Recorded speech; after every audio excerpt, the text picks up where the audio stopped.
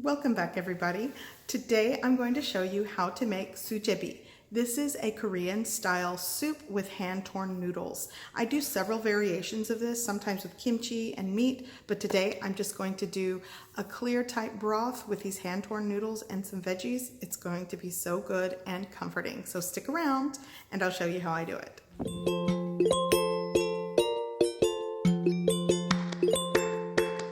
First, I'm going to work on my dough. I'm actually going to make half of the dough that I normally do for this recipe, but I will give you full measurements. So in a bowl, you'll want to add 1 full cup of all-purpose flour and 1/4 teaspoon of salt. You'll want to give that a mix. And by the way, for those of you that always ask, the mixing bowl that I'm using, I purchased it at a Korean grocery store called H Mart, and I am so sorry, but I do not have a link. I cannot find these anywhere, but basically they're rice mixing bowls. So now I'm going to add about 1/4 cup of hot water to start. And I'm also going to add 1 tablespoon of cooking oil. I am using grapeseed oil. You could use the oil of your choice. So I'm going to give that a little mix, and then I'm going to drizzle in hot water until the dough comes together. For this amount, for a cup of flour, you might want to use somewhere between 1/3 cup and 1/2 cup of hot water. Basically, you want to make sure the dough comes together and it's not overly tacky, but it's not too dry. You want to be able to combine it well as you need. Once your dough comes together in the bowl, you'll want to turn it out onto your work surface, and I actually am not flouring my work surface, and I'm going to knead it for about 5 to 10 minutes or until the dough becomes smooth and springs back. That lets you know that you have worked the gluten.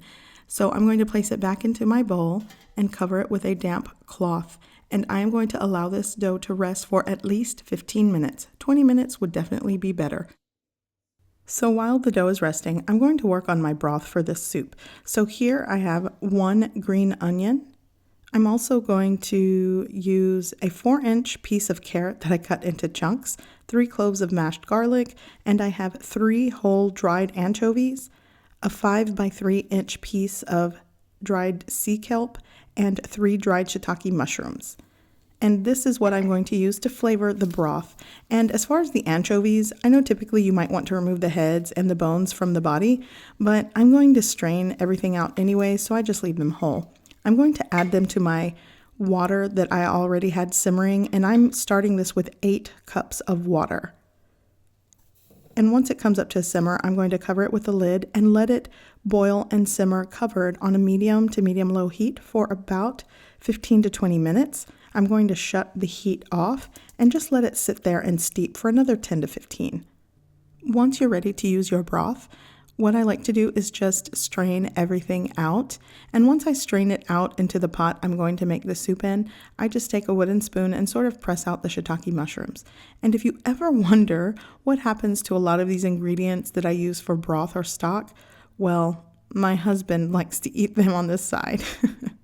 So in my pot, I probably have around 7 to 7.5 cups of broth, which is perfect for this soup. So I'm going to show you the other ingredients. Here I managed to salvage the soaked shiitake mushrooms, so I just chopped those up. And I'm also going to be adding some more fresh ingredients. Here I have 3 cloves of garlic I'm going to slice. I have 1 small squash, you could use zucchini, and I have 2 scallions. I'm going to use the whites and the greens. So I'm going to start chopping these, and we're going to make this soup.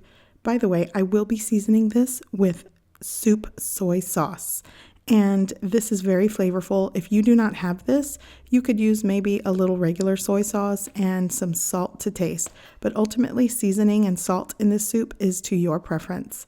So my broth is back up to a rolling simmer, so I'm going to start by adding the whites of the scallions that I chopped, the shiitake mushrooms, and the sliced garlic. Once it's in my broth, I'm going to give it a stir, and I'm going to bring it up to a simmer and let it cook and simmer with the lid on for about 5 minutes. After about 5 minutes, I'm going to add my soup soy sauce. And another alternative that I like to do sometimes is to add beef dashita or mushroom dashita. Dashita is basically like a bouillon powder. It's very flavorful, and it's something I do like to use when I do Korean stews or soups. So that is another variation of this. So now that I added my soup soy sauce, I've added my sliced zucchini that I basically julienned. I'm going to cook that covered for about a minute. You don't want to cook it too long because it is cut very small and thinly. So now I'm going to start hand tearing my noodles, and take a look at this. Because the dough rested for a good period of time, it is so soft and tender to work with. So now I can stretch and pull these hand torn noodles into thin pieces. So I'm going to continue doing this until all of my dough is used. And you will notice the soup in this video does seem very brothy. But if you use the full cup of flour, because I only used half a cup to make the dough, but if you use the full cup, you do end up with a lot of noodles in this. Okay, so I'm done hand tearing all of my noodles in the simmering broth. I'm going to give it a mix, and I'm going to let it continue cooking for about a minute or two. These do not take very long to cook because they're thin, so depending how thin you have your noodles, then that will determine the cook time. So I'm going to add the greens of the scallions, cover this with the lid, and I'm going to let it boil and gently simmer for about a minute or two. Again, maybe 3 minutes if they are thicker.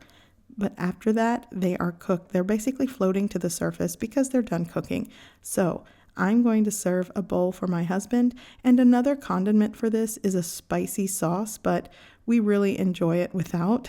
So I hope you guys give this comforting soup a try. I hope you like it, and thanks for watching.